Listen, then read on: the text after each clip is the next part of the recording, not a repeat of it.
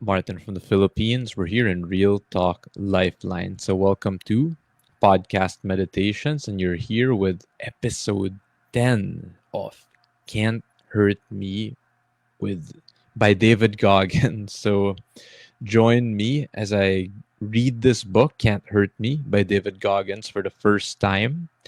Also, I'll be sharing the best lessons, the best lines that hit me to the core, hit me to the soul, that made an impact on my life. And I'll also be sharing how I apply this in my life as well. So let's get to it. People watching the video, I'll be sharing my screen over here. Boom. And you can read along with me as I meditate and go through the best lines that hit me. Chapter 10: The Empowerment of Failure. On September 27, 2012, I stood in a makeshift gym on the second floor of 30 Rockefeller Center, prepared to break the world record for pull-ups in a 24-hour period. Again, I was gunning to raise money, a lot of money this time, for the Special Operations Warrior Foundation, but I also wanted that record. The number in my head was 4,020 pull-ups. After all the ups and downs since my second heart surgery, I needed this. But I wasn't about to go out among those great men and give a half-assed effort. That performance left an impression beyond the guys in my selection class, almost like it is an urban legend. Delta Brass weren't looking for men who could pass a class with a C, B plus, or even an A minus effort. They only accepted A plus students. And if you fucked up and delivered a performance that was below your capability, they sent you packing. Shit, if you daydream for a split second on the battlefield, that could mean the life. That could mean your life and the life of one of your brothers. I understood that. No, it was my mistake, I said. I got this far by staying focused and delivering my best, and I'm going home because I lost focus. When an activity or exercise that you've always relied on gets taken away from you, like running was for me, it's easy to get stuck in a mental rut and stop doing any exercise at all. But I didn't have a quitter's mentality. I gravitated toward the pull up bar. I had never hit muscle failure before in my life.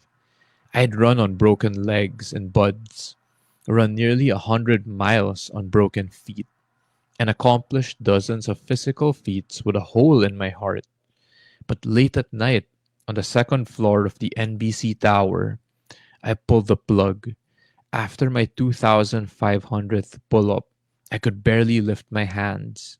And just like that, it was over. I had failed. And I'd failed in front of millions of people.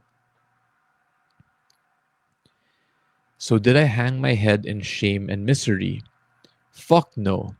To me, a failure is just a stepping stone to future success. In the military, after every real world mission or field exercise, we fill out after action reports, AARs, which serve as live autopsies. We do them no matter the outcome. And if you're analyzing a failure like I was, the AAR is absolutely critical. It's absolutely crucial. All I had to read were my mistakes, and I considered all variables. By thinking of money first, always a bad idea, I wasn't focused on the task at hand.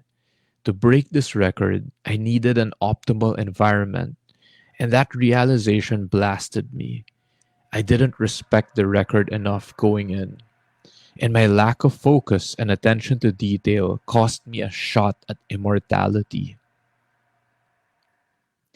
10 hours into the attempt, I hit a wall. The pain was excruciating and I needed some relief. This was the second attempt already of David Goggins doing the pull up record.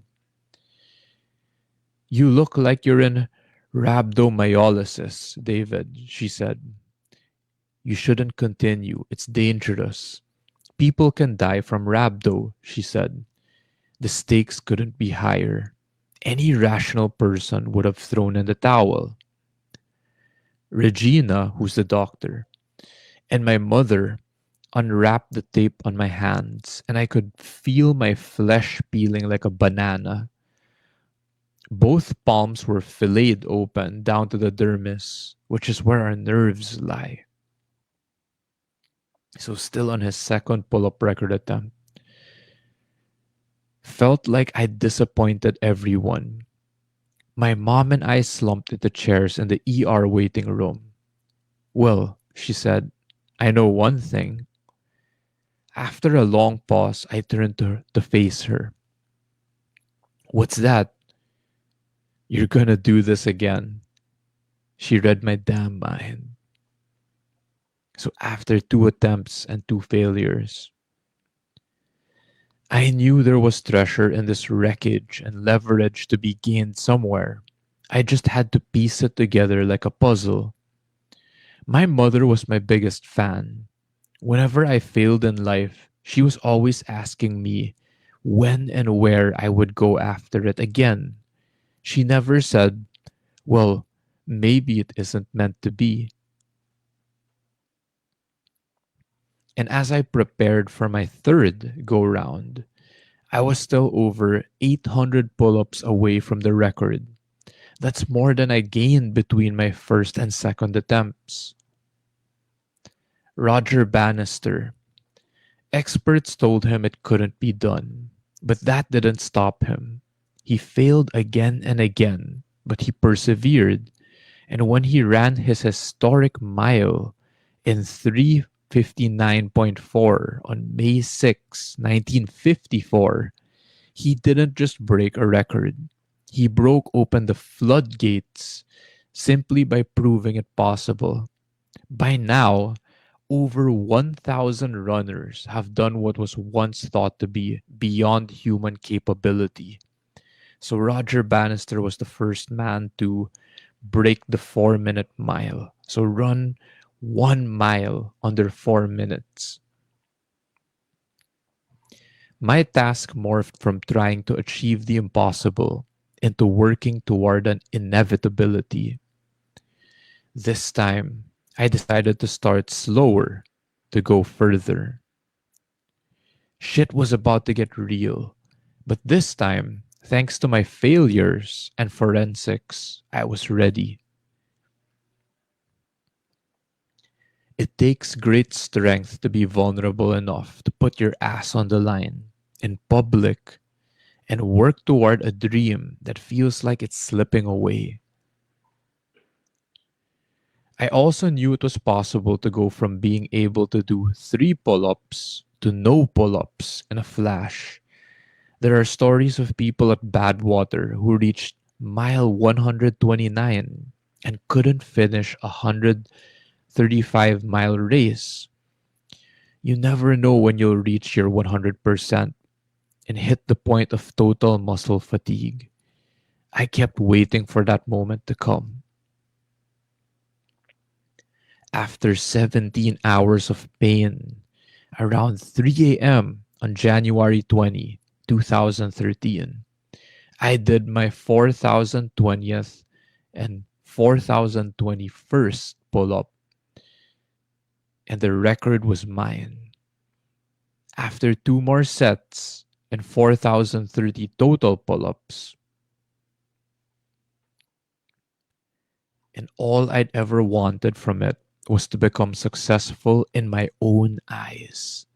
That didn't mean wealth or celebrity, a garage full of hot cars, or a harem of beautiful women trailing after me. It meant becoming the hardest motherfucker who ever lived, to drain every drop of ability from my mind, body, and soul before the whistle blew. I wanted to earn my final resting place. So let's go back to me for a moment over here. I'm going to end chapter 10 with a final challenge. There are 10 challenges in this book and can't hurt me. So, challenge number 10: think about your most recent and your most heart wrenching failures. Break out that journal one last time. Log off the digital version and write them out longhand. I want you to feel this process because you are about to file your own belated after action reports. First off, write out all the good things, everything that went well from your failures. Be detailed and generous with yourself. A lot of good things will have happened. It's rarely all bad. Then note how you handled your failure.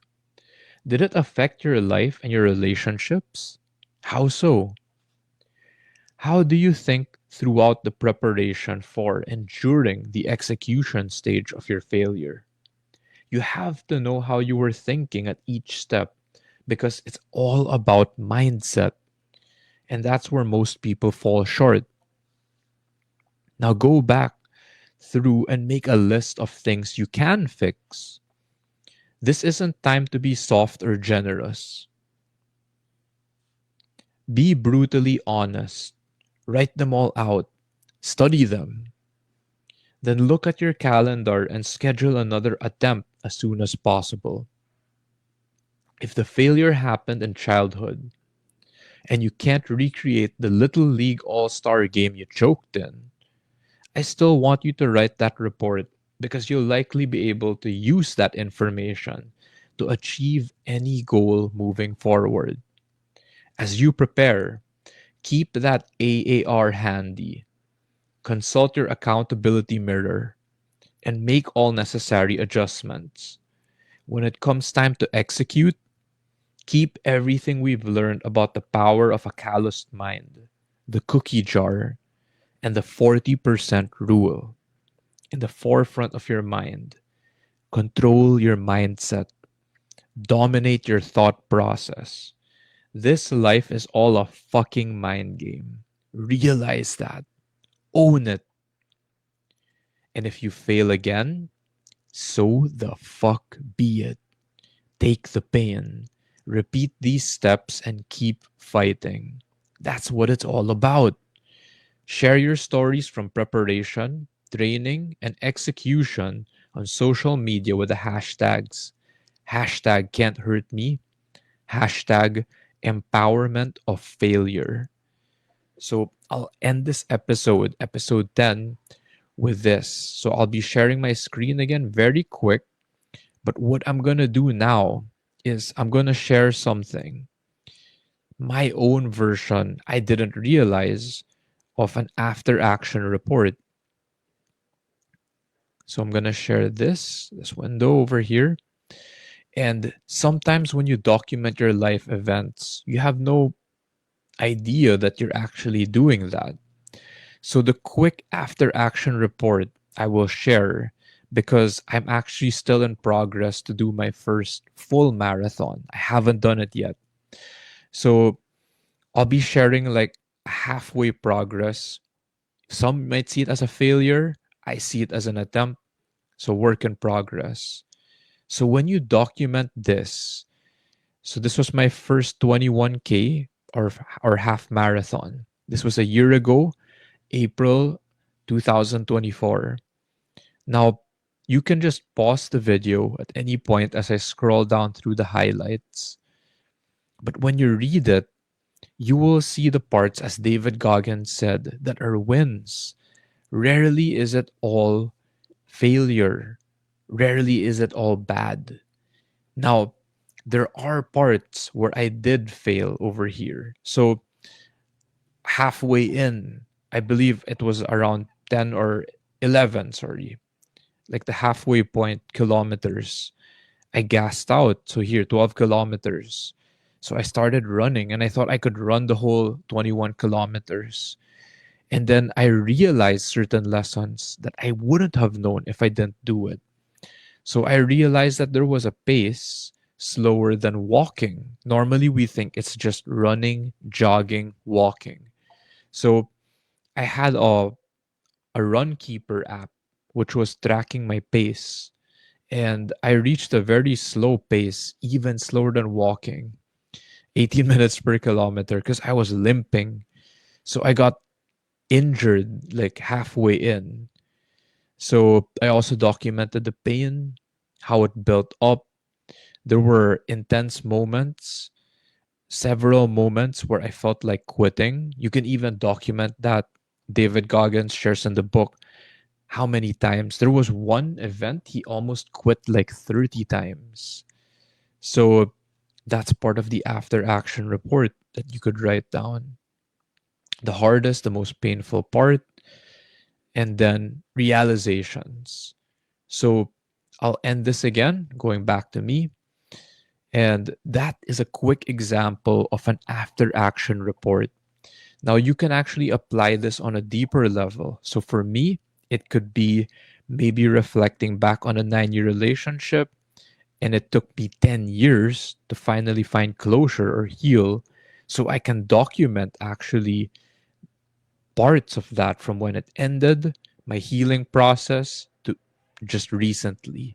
So that's the power of an after action report while applying all the lessons as well. So thank you. I love you, and just stay a bit longer. You might just have one more bonus episode. See you next time.